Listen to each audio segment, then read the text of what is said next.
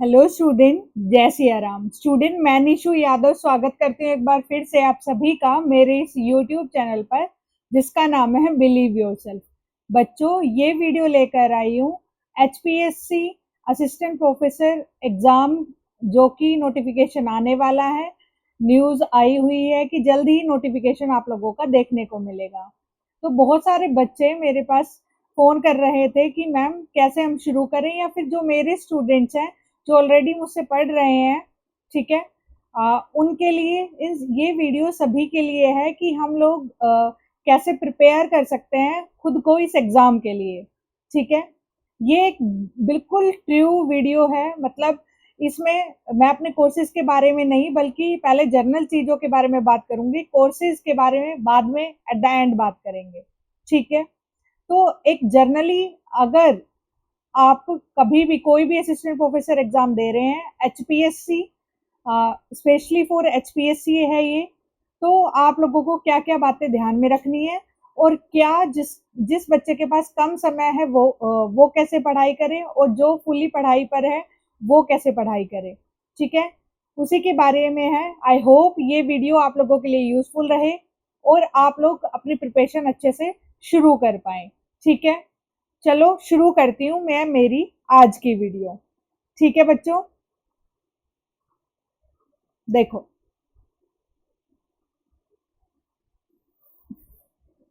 Give me a minute. हम्म आज का हमारा जो बात करने का टॉपिक है वो है एचपीएससी असिस्टेंट प्रोफेसर। ठीक है, अब बहुत सारे बच्चों के मन में सबसे पहला क्वेश्चन तो ये है कि मैम वैकेंसी कब आएगी और कितनी आएगी। ठीक है, हम स्पेशली बात कर रहे हैं ये पीजीटी कॉमर्स पर, जो बातें होंगी ना वो हर एक सब्जेक्ट पर लागू होंगी, बिकॉज यहाँ पे हम कंटेंट से रिलेटेड बातें और दूसरी रिलेटेड बातें भी करेंगे। तो कंटेंट की मैं बातें बताऊंगी कि कौन से पढ़ना है, क्या पढ़ना है, क्या सारी चीजें। तो कंटेंट से पहले जो जनरल बातें हैं वो आप कोई अदर सब्जेक्ट का स्टूडेंट है वो भी सुन सकता है। ठीक है, देखो बच्चा, हम स्पेशली जो मैं आप लोगों के लिए प्रिपरेशन करवाती हूँ स्पेशली फॉर पीजीटी कॉमर्स या असिस्टेंट प्रोफेसर कॉमर्स के लिए करवाती हूँ। ठीक है, तो ये जो कॉमर्स के लिए है स्पेशली ये वीडियो। ठीक है, देखो बच्चों, सबसे पहली बात कि आप लोगों को प्रिपरेशन कैसे शुरू करनी है, स्टार्ट कैसे करनी है। मैम अभी कोई सिलेबस नहीं आया तो हम कैसे शुरू करेंगे। देखो बच्चों, आप लोगों को पता है एचपीएससी असिस्टेंट प्रोफेसर एग्जाम आप जो नेट क्वालिफाई है उन सभी स्टूडेंट का है। यानी मैं मान सकती हूँ कि आप लोग एक सही अंडरस्टैंडिंग रखते होंगे अपने सब्जेक्ट की। ठीक है, बहुत सही। मतलब मैं ये बोलूँ कि नेट क्वालिफाई करना थोड़ा सा ठीक है, डिफिकल्ट टास्क है। ठीक है, तो आप लोग मतलब जिन्होंने नेट क्लियर करा है वही इस एग्जाम को फिल कर सकते हैं, तो ऑब्वियसली आप लोगों का नेट क्लियर होगा। तो अब आप लोगों को किस दिशा में पढ़ना है और कैसे पढ़ना है। सपोज करो अगर आप लोगों के नेट को टाइम हो गया है, यानी 2-3 साल हो गए हैं आप लोगों को नेट करे हुए, तो आप अपने आप को ये मान लो और उसके बाद आप लोगों ने कभी कोई स्टडी नहीं करी। अगर आपने पीजीटी एग्जाम दिया है अभी हाल ही में और आप रह गए हैं, मतलब आप लोगों का फाइनल में नहीं हुआ है, it means you have basic understanding. आप लोगों को बेसिक अंडरस्टैंडिंग अच्छी हो गई है अपने टॉपिक्स की, बिकॉज क्योंकि जो पीजीटी एग्जाम है उसमें बेसिक अंडरस्टैंडिंग मांगते हैं। यानी बेसिक जो आप लोगों का पीजी लेवल है वो टच किया होता है पीजीटी एग्जाम्स में। ठीक है, तो आप लोगों का बेसिक अंडरस्टैंडिंग अच्छी है। लेकिन किसी बच्चे ने जो जिसका नेट करे हुए 2-3 साल हो गए हैं और उसने पढ़ाई छोड़ दी है और असिस्टेंट प्रोफेसर जो रिक्रूटमेंट है उसकी वेट कर रहा था, तो बच्चा, मैं आप लोगों को कहूंगी कि अगर आप लोग अपने आप को जीरो माने तो ये कहीं भी गलत नहीं होगा। बिकॉज जो भी आप लोगों का सर्टिफिकेट होता है ना कि आपने नेट क्वालिफाई करा जो भी, तो वो पर्टिकुलर टाइम पीरियड यानी उस टाइम में आपने वो पढ़ाई करी थी और उस टाइम में आप लोग क्वालिफाई कर गए थे। हाँ, आप लोगों को वो अंडरस्टैंडिंग है, बट वो जब है जब आप अपने आप को कुछ टॉपिक्स को या फिर बुक्स के टच में रहते हैं या कहीं पढ़ा रहे हैं तो। ठीक है, अगर ऐसा है आप, मतलब मैं ये सीधा सीधा ये कहना चाहती हूँ आप लोगों को कि आपका नेट क्वालिफाई करे 2-3 साल हो गए हैं और बीच में कुछ नहीं पढ़ा है तो आप जीरो है। ठीक है, अगर आपने पीजीटी एग्जाम दिया है या फर्दर कोई एग्जाम दे रहे हैं, एनवीएस दिया है, केवीएस दिया है, ईएमआरएस दिया है, उनमें थोड़े बहुत मार्क्स से आप रह गए हैं और ऐसे स्टूडेंट है जो कंटिन्यूसली पढ़ रहे हैं, तो फिर मान सकते हैं कि आप लोगों की अंडरस्टैंडिंग ठीक ठाक है। ठीक है, तो उन सभी स्टूडेंट के लिए जो ऐसे दो स्टूडेंट, तो सबसे पहले जो ऐसे बच्चे जो जीरो हैं, जिनको जो फर्स्ट कैटेगरी में आते हैं, जिनको नेट करे हुए 2-3 साल हो गए हैं और खुद या फिर पीएचडी लेवल पर वो एग्जाम को फिल करना चाहते हैं, और तो फिर मैं आप लोगों को सजेस्ट करूंगी कि आप किसी भी एक कोचिंग सेंटर, मैं ये खुद को नहीं बोल रही हूँ कि आप मुझसे ही लें, बिल्कुल नहीं। मैं आप लोगों को, मैंने पहले ही वीडियो में बोला कि मैं आप लोगों की सिंपल नॉर्मल बातें कर रही हूँ यहाँ पर। तो आप लोग किसी भी एक कोचिंग सेंटर या किसी भी एक टीचर को फॉलो करें, चाहे पेड अनपेड, जो आप लोग चाहते हैं, ठीक है। वो पेड में थोड़ा सही होता है क्योंकि आप लोगों को चीजें ढंग से मिल जाती है, अनपेड में कुछ चीजें डल गई है, कुछ चीजें ढूंढ रहे हैं, ये सब होता है। ठीक है, तो आप अपने अकॉर्डिंग चीजें देख लें। फिर है बच्चा दूसरा, जो बच्चे अभी पीजीटी एग्जाम दिया है और वो सोच रहे हैं कि नोटिफिकेशन के बाद प्रिपरेशन करेंगे। देखो बच्चों, मैंने पहले ही बोला कि मैं जनरली बातें कर रही हूँ। अगर मैं बच्चों को यहाँ पे आप लोगों को डायरेक्शन दे रही हूँ, कोर्स सेल की बात बाद में होती है। ठीक है, देखो बच्चों, अगर आप कोई भी, आप जिन बच्चों ने पीजीटी एग्जाम दिया है और जो लास्ट में रह गए हैं, उनको ये बहुत अच्छे से पता है कि बहुत सारे बच्चे ना पहले से प्रिपेयर कर रहे होते हैं, और कहीं ना कहीं जब आप ये सब्जेक्टिव एग्जाम और ऑब्जेक्टिव एग्जाम देते हैं तो आप लोगों को वो चीजें पता चल जाती हैं। आप लोगों को लगता है कि नोटिफिकेशन के बाद प्रिपरेशन करना शुरू करेंगे, तो मैं कहूंगी माय डियर, जो सीरियस कैंडिडेट है उनकी आधी से ज्यादा प्रिपरेशन हो चुकी होंगी, और बहुत सारे कैंडिडेट ऐसे हैं भी जो मुझसे काफी टाइम से जुड़े हुए हैं। यानी मैंने 1 वीक पहले ये कोर्स शुरू कर दिया था। ठीक है, 1 जुलाई से आप लोगों का पूरा शेड्यूल के अकॉर्डिंग चीजें चलने लग जाएगी। ये सारी चीजें मैं आप लोगों को एट द एंड बताऊंगी। ठीक है, तो बहुत सारे बच्चे क्योंकि उनकी भी गलती नहीं है और ये सही भी है, क्योंकि आप लोगों का जो असिस्टेंट प्रोफेसर एग्जाम है, और असिस्टेंट प्रोफेसर बना रहा है कोई भी एग्जाम आपको, ठीक है, कोई भी प्रोसेस, तो ये सोचो वो आसान तो नहीं होगी। तो आप लोगों को प्रिपेयर करना पड़ेगा बहुत अच्छे से और लॉन्ग टाइम तक। ठीक है, तो आप लोगों को सिलेबस जो एनटीए नेट का है, जो यूजीसी नेट एनटीए नेट, जो कि अपडेट भी हो चुका है, वो अपडेटेड जो सिलेबस है, पुराना नहीं, अपडेटेड जो सिलेबस है। बहुत सारे बच्चे कहेंगे कि मैम हम लोग जो एचपीएससी का पुराना असिस्टेंट प्रोफेसर का सिलेबस है उसको देख ले।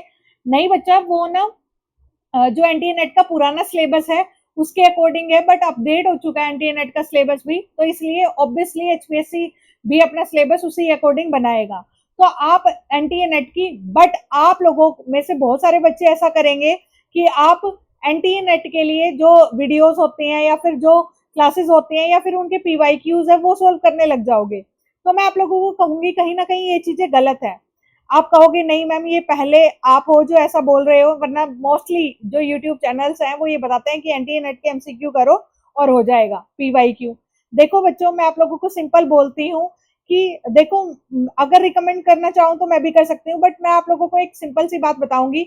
आप लोगों ने पीजीटी एग्जाम दिया, क्या क्रैक करके, एस्टेट क्रैक करके एग्जाम दिया, तो क्या आप लोगों का पीजीटी जो एग्जाम था, जो ऑब्जेक्टिव पेपर हुआ था आप लोगों का, वो एस्टेट के बराबर था? नहीं था। क्यों नहीं था?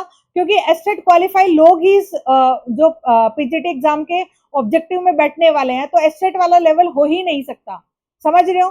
तो आप लोगों जो भी जितने भी कैंडिडेट है यहाँ पे नेट क्वालिफाई लोग बैठेंगे, नेट क्वालिफाई बंदे बैठेंगे, तो जो नेट का लेवल है और ऑब्जेक्टिव का लेवल है वो सेम कैसे रख सकते हैं? ऐसे तो सारे कैंडिडेट भाई ऑब्जेक्टिव पेपर ले क्यों रहे हैं? स्क्रीनिंग के लिए ना भाई, छटनी हो जाए आप लोगों की, तो वो तो होगी ही नहीं। नेट लेवल देंगे तो फिर से लोग क्वालिफाई कर जाएंगे ज्यादा से, तो लेवल बिल्कुल अलग से होगा। आप लोगों का जो नेट होता है ना, वो ब्रीफ मतलब ब्रीफ क्वेश्चन देता है, एक तरह से मैं बोल दूं, एक तरह से लॉन्ग क्वेश्चन देता है। Long question in the sense, suppose करो अगर आपका एक क्वेश्चन है कि डेप्रिसिएशन का क्वेश्चन है, तो डेप्रिसिएशन में भर भर के पहली स्टेटमेंट ये ट्रू है या रोंग है, या मतलब समझ रहे हो कि आप लोगों की पूरी अंडरस्टैंडिंग चेक करता है जो एनटीए नेट होता है वो। उसमें आप लोगों का लेंथी पेपर आता है, लेकिन जो एचपीएससी होता है उसका नेचर है, एचपीएससी का नेचर है, अगर आप में बहुत सारी नॉलेज है और अगर आप पेपर के नेचर को नहीं पकड़ पाए तो आप माय डियर कभी भी क्वालिफाई नहीं कर पाएंगे। अगर आपने पेपर के नेचर को पकड़ लिया ना, तो अगर आप कम नॉलेज है तो भी अच्छे से अटेम्प्ट कर पाएंगे। ये चीज मेरी अच्छे से समझना आप, ठीक है। बहुत सारे पीजीटी वाले बच्चों ने, मेरे ऐसे बच्चे जो मुझसे काफी टाइम से प्री से जुड़े थे और जिन्होंने सब्जेक्टिव में भी मेरे से जुड़े रहे, ठीक है, और सब्जेक्टिव में उन लोगों ने, कोई ऐसे बच्चे थे जिनकी अंडरस्टैंडिंग बहुत ज्यादा अच्छी नहीं थी या फिर बहुत ज्यादा इतने इंटेलिजेंट नहीं दिखते थे, उनका सिलेक्शन हो गया, और जो मतलब काफी अच्छे मुझे लगता था इनका तो मतलब रैंक ही आएगी, वो उनका रह गया है। समझ रहे हो आप क्यों रह गया? क्योंकि उनमें नॉलेज थी बट वो पेपर के नेचर को नहीं पकड़ पाए, या फिर कहीं ना कहीं मतलब जो भी रीजन रहा। तो मैं आप लोगों को ये कहना चाहूंगी कि जो आपका पेपर है ना उसके नेचर को पकड़ना बहुत जरूरी है, और एचपीएससी का ये नेचर रहा है। जितने भी आप पीवाईक्यू स्टडी करेंगे, बहुत सारे पीवाईक्यू स्टडी करने के बाद आपको पता चलेगा कि एचपीएससी वन गो वाले क्वेश्चन देता है ज्यादा, यानी आप लोगों के रोड सिस्टम पे ज्यादा जो बेस होते हैं, उस चीज पे, रोटेशन बेस पे वो क्वेश्चन देता है। ठीक है, अब है आप लोगों का एक बात और बोलना चाह रही थी मैं। हाँ, अब आप लोगों के वन गो के क्वेश्चन ज्यादा देता है, रटने वाली चीजें, और थोड़े बहुत जो असर्शन रीजनिंग वाले क्वेश्चन होते हैं वो भी आते हैं। तो फुली आप लोगों के नेट के पीवाईक्यूज पे बेस नहीं रहना है। मैं मानती हूँ उससे अंडरस्टैंडिंग काफी अच्छी हो जाती है, बट फिर भी आप लोगों को जो पैरेलल एग्जाम में, यानी बहुत सारे अदर स्टेट्स में आप लोगों के असिस्टेंट प्रोफेसर के एग्जाम्स हो रहे हैं, उनके पीवाईक्यूज आप लोगों को निकालने हैं। अब इसमें आप लोगों को काफी मशक्कत करनी पड़ेगी, काफी मेहनत करनी पड़ेगी, और उसके अगर आप सिलेक्शन चाहते हैं तो माय डियर आप लोगों को मेहनत तो करनी पड़ेगी। तो उन असिस्टेंट प्रोफेसर एग्जाम्स जो कि जैसे आरपीएससी यानी राजस्थान, और आप लोगों के बीपीएससी यानी बिहार, और बहुत सारे एमपीपीएससी यानी आप लोगों के मध्य प्रदेश, इन सब में जो भी असिस्टेंट प्रोफेसर के एग्जाम हो रहे हैं, उन सब के जो पीवाईक्यूज है वो आप लोगों को निकालने पड़ेंगे और उनकी प्रैक्टिस करनी पड़ेगी। हाँ, अगर आप लोगों ने ये वाले पीवाईक्यूज कर लिए हैं और फिर आप लोगों के पास टाइम बचता है तो आप नेट के तरफ जा सकते हैं, बट आप लोगों के पास टाइम नहीं बचेगा, बिकॉज काफी स्टेट्स हैं आप लोगों के पास और उनके एग्जाम्स भी हैं। तो उन पीवाईक्यूज को करिए, आप लोगों को डायरेक्टली फायदा होगा, डायरेक्ट फायदा, यानी आप लोगों को डायरेक्टली हेल्प करेंगे यहाँ कहीं ना कहीं एग्जाम में, क्योंकि उनका नेचर भी वैसा होता है। समझ में आई? आई होप मैंने ना पूरा मतलब तथ्यों के हिसाब से आप लोगों को चीजें बताई है और आप लोगों को कहीं ना कहीं समझ में आई होगी। मैं यहाँ पे ट्रू सेंस में एक टीचर के रूप में आप लोगों से बात कर रही हूँ। तो ये वाला जो देखो, मैं ये मानती हूँ अगर आपका काम अच्छा है ना तो आप लोगों को सेल करने की जरूरत नहीं है, समझ रहे हो ना। आप लोगों के पास आज नहीं तो कल आपके रियल ऑडियंस, रियल बच्चे और रियल स्टूडेंट आ ही जाएंगे। तो मैं I am not salesman, I am a teacher, right. तो मेरा जो एजेंडा है वो सेल करना नहीं है मेरी चीजों को। मेरा बेसिक एजेंडा है अगर कोई भी बच्चा है और उसको खुद से भी प्रिपेयर करना है तो वो कैसे करे। ठीक है, अब है बच्चा आप लोगों को क्या पढ़ना है। ठीक है, तो मैं आप लोगों के लिए सिलेबस भी लेकर आई हूँ साथ के साथ, ताकि आप लोगों को बता दूं। देखो, आप लोगों का अब यहाँ से जो बच्चे पीजीटी कॉमर्स के नहीं है वो यहाँ से ये वीडियो को स्किप कर सकते हैं, और जो असिस्टेंट प्रोफेसर कॉमर्स के बच्चे नहीं है वो स्किप कर सकते हैं, और आगे जो कॉमर्स के बच्चे हैं वो कैरी ऑन रखे इस वीडियो को। देखो बच्चों, अब है आप लोगों का यूजीसी का जो एनटीए नेट का जो अपडेटेड सिलेबस है वो ये है। ठीक है, तो इसी के अकॉर्डिंग आप लोगों का आगे असिस्टेंट प्रोफेसर का जो सिलेबस आएगा ना, मोस्ट प्रोबेबली 90% ये चांस है कि यूं का यूं सिलेबस रहेगा, थोड़ा बहुत लिटिल बिट चेंजेस होंगे। ठीक है, तो आप लोगों को बाई चांस 50% भी ये सिलेबस रहता है तो आप लोग अभी से प्रिपरेशन कर दो ये शुरू, तो ज्यादा बेटर रहेगा। देखो, आप लोगों को जो गलतियां नहीं करनी है वो दोबारा से मैं बता देती हूँ। आप लोगों को किसी भी देखो मैंने क्या बोला, आप लोगों को कोर्स लेना है। अगर आप कोर्स लेना चाहते हैं, कोर्स से क्या फायदे होते हैं बेटा, कोर्स में आप लोगों को कंटेंट मिल जाते हैं।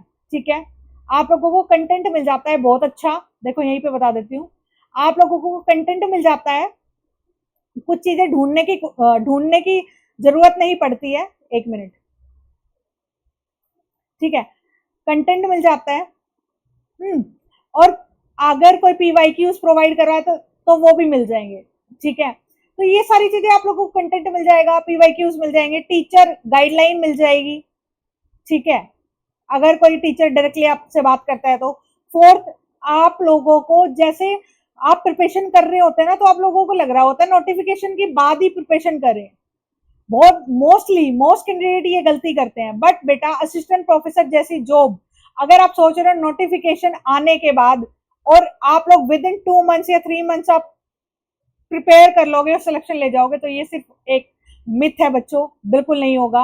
आप लोगों को प्रिपरेशन शुरू से मतलब करनी होगी, पहले से शुरू। ठीक है, आप चाहे 1 नंबर से रहे, चाहे आधे से या 15 से, फिर रह ही जाएंगे। ठीक है, तो पहले अपनी प्रिपरेशन शुरू कर दें। दूसरी बात, किसी भी क्रैश कोर्स के चक्कर में ना पड़े। देखो बेटा, क्रैश कोर्स मैं भी चलाती हूँ, मैं भी क्रैश कोर्सेज अपने प्लेटफॉर्म पे लेकर आती हूँ। एनटीए नेट के लिए नहीं लेकर आई मैं, एस्टेट और एनटीए नेट के लिए आप लोगों का क्रैश कोर्स कहीं ना कहीं चल जाएगा। क्यों क्योंकि ये एक एलिजिबिलिटी एग्जाम है, ठीक है, एलिजिबिलिटी एग्जाम है। इन सब के लिए एस्टेट और नेट के लिए आप लोगों का क्रैश कोर्स चल जाएगा, ठीक है, क्योंकि ये चीजें ना डीप में नहीं पढ़ना होता है, आप लोगों का हो जाएगा, ठीक है। आप लोग कहीं ना कहीं चीजें कवर कर लोगे इस लेवल तक की, एस्टेट, एनटीए, एचएसएससी, ठीक है, कवर कर लोगे, क्योंकि इन सबका लेवल ना, क्योंकि पेपर फर्स्ट आता है, आधा उस पर डिपेंड होता है। अब आप लोगों का कॉमर्स एस्टेट में 60 नंबर का आता है, 90 नंबर का आपका जनरल पेपर होता है, तो जनरल पेपर में भी आपको उतनी मेहनत करनी होती है। 60 मार्क्स का जो आप लोगों का कॉमर्स है वो रेडी हो जाता है। एनटी नेट आप लोगों का एलिजिबिलिटी एग्जाम में हो जाएगा रेडी कहीं ना कहीं, ठीक है, ये सारे हो जाएंगे। बट आप लोगों का असिस्टेंट प्रोफेसर एग्जाम में अगर आप क्रैश कोर्स की तरफ जाते हो तो आप महामूर्ख हो। हाँ, मैं ये बोल सकती हूँ अगर कोई रिवीजन कोर्स है तो फिर आप जा सकते हो, ठीक है। देखो बच्चों, क्रैश कोर्स में रिवीजन होता है एक तरह से, ठीक है, लेकिन अगर आप सोचो कि मैं अभी कोर्स नहीं लेता फिर क्रैश कोर्स ले लेता हूँ, तो मैं फिर मैं ये कहूंगी कि असिस्टेंट प्रोफेसर के लिए आप लोगों का डिसीजन बिल्कुल गलत होगा, ठीक है। अब है कि भाई अगर आप स्टार्ट करते हो तो फिर अगर कोर्स ले लिया, अब आपने कोई भी टीचर एक चूज करा और आपने उनका कोर्स ले लिया, तो सबसे पहले आप लोगों को कैसे पढ़ना है, सबसे पहले तो पूरा की पूरा टीचर पे डिपेंड नहीं होना है, टीचर पर डिपेंड नहीं होना है, ठीक है। जैसे आप लोगों को ना टीचर से डायरेक्शन चाहिए होती है, स्पून फीडिंग नहीं करवानी आपको टीचर से, राइट। अगर आप सोच रहे हो कि आप एलकेजी यूकेजी या फिर आप अपने ग्रेजुएशन के लेवल तक और 11th-12th की तरह एक टीचर एक नोटबुक लेगा और आपको एक एक चीज लिखवा रहा है और उसी नोट्स में से आपके क्वेश्चन आ जाएंगे और फिर उसके बाद आप क्लियर करके असिस्टेंट प्रोफेसर बन जाएंगे, तो फिर बेटा आप लोग प्रिपरेशन मत करिए, ऐसा नहीं होने वाला है। सबसे पहले असिस्टेंट प्रोफेसर जैसे एग्जाम में टीचर सिलेबस को आधार मान के सारी चीजें कराते हैं, और आप लोगों को जो टीचर ने कराया सिलेबस में जो कराया, सपोज करो कैश फ्लो करवाया एक टॉपिक, ठीक है, स्पेशली यहाँ पे मैं मेरे स्टूडेंट को भी कह रही हूँ, मान लो कैश फ्लो करवाया मैंने या किसी भी टीचर ने, तो आपने जो भी टीचर ने कराया ना कैश फ्लो वो पढ़ लिया, अच्छे से उनकी वीडियो देख ली, उनकी वीडियो देखने के बाद क्वेश्चंस लगाए, ठीक है, हो रहे हैं, हो गए। अब आपको आपके पास कोई भी बुक हो, कोई भी एबीसी जो भी बुक है जहां पर कैश फ्लो गिवन है, वहां से वो कैश फ्लो रीड करना है अच्छे से, फिर से जो आप लोगों के टीचर का नोट्स है, अगर आप खुद से बना रहे हैं ना, पता है अगर आपको पीडीएफ मैं भी देती हूँ, सारे टीचर्स भी देते हैं, लेकिन फिर भी मैं आप लोगों को कहती हूँ शॉर्ट्स नोट साथ साथ बनाते चलो, अपने पेन चलाते चलो। इससे दो चीजें होती हैं बेटा, एक तो आपको पढ़ते टाइम नींद नहीं आती है, दूसरा क्या होता है आपका ध्यान नहीं भटकता है, पता चले मेरी वीडियो तो यहाँ चल रही है, आप दिल्ली जा रहे हो घूमने, है ना, तो ऐसा नहीं होता है। तीसरी बात यह कि आप लोगों के एग्जाम टाइम के लिए शॉर्ट नोट रेडी हो रहे होते हैं, ठीक है। फिर चौथी बात यह कि अगर आपको इन फ्यूचर कुछ और मान लो आप क्वेश्चन कर रहे हो, आपको कुछ नया पॉइंट मिला, तो आप लोग ऐड ऑन कर सकते हो अपने उन्हीं नोट्स में, ठीक है। तो सबसे पहले मैं आप लोगों के कोर्स के लिए, आप लोगों के लिए ये बातें बोलना चाहूंगी, अगर आप कोर्स ले लेते हैं तो टीचर के ऊपर डिपेंड मत होइए, टीचर के कराए हुए चीजों को करिए, उसके बाद आपको उतनी ही मेहनत दोबारा करनी है उस टॉपिक में।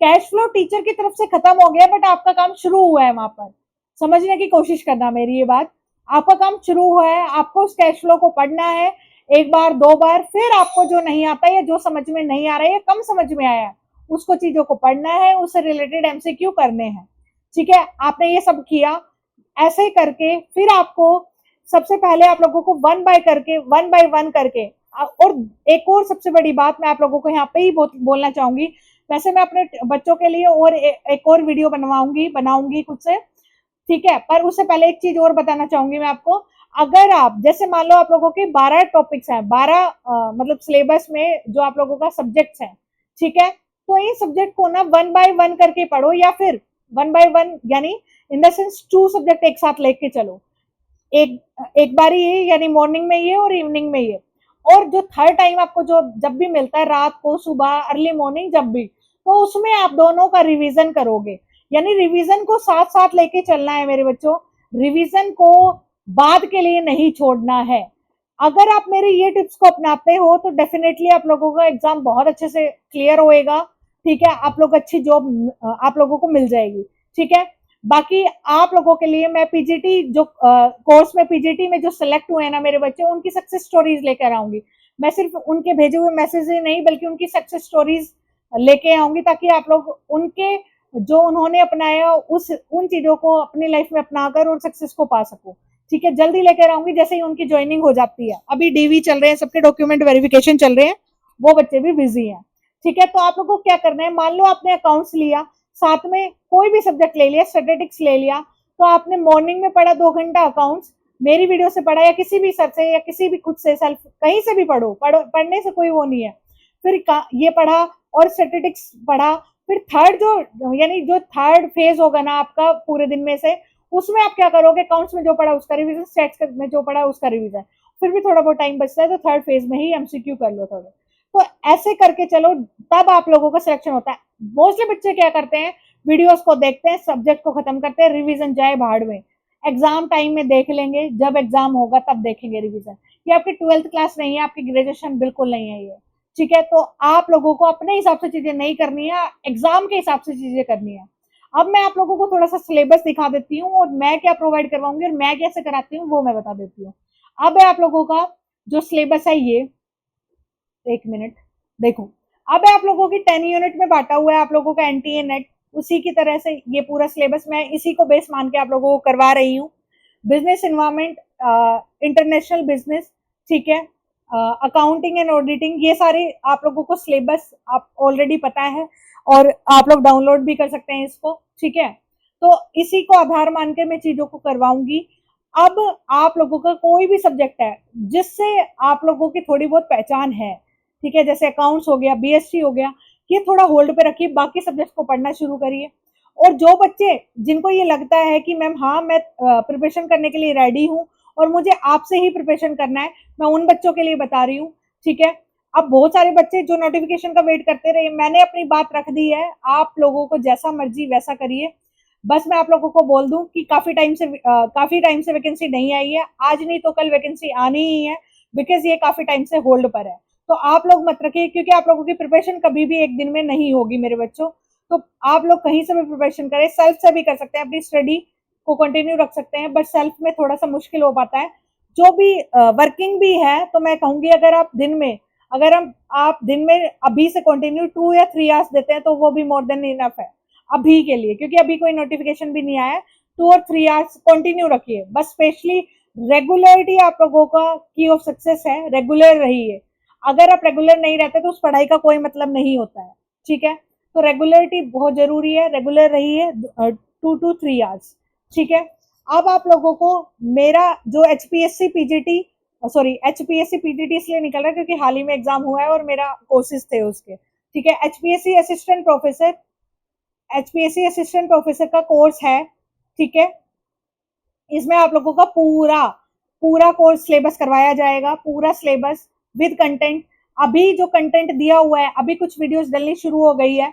ठीक है, तो मैंने कंटेंट को कैसे कराया है, सबसे पहले तो मान लो मैंने जैसे सपोज करो अकाउंट्स की वीडियो है, तो मैंने पहले एज अ होल आप लोगों को बता दिया कि आप लोगों को ये पढ़ना है, फिर उसके बाद टॉपिक वाइज मैं करवा रही हूँ। ठीक है, पहले एज अ होल बता दिया, फिर टॉपिक वाइज करवा रही हूँ। तो जो बच्चे जिन्होंने नए कोर्स परचेज करे हैं उनको कंफ्यूजन ना हो, इसलिए मैं ये चीज बता रही हूँ आप लोगों को भी।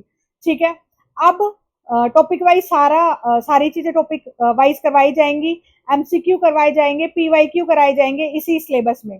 ठीक है, और आप लोगों का पूरा का पूरा सिलेबस, वैसे फीस 7,000 है, जैसे ही नोटिफिकेशन आएगा आप लोगों की फीस 7,000 है, लेकिन राइट नाउ क्योंकि नोटिफिकेशन नहीं आया है और जिन बच्चों को प्रिपरेशन करना है उनके लिए ये डिस्काउंट है। अभी मेरा कोर्स 5,000 में अवेलेबल है।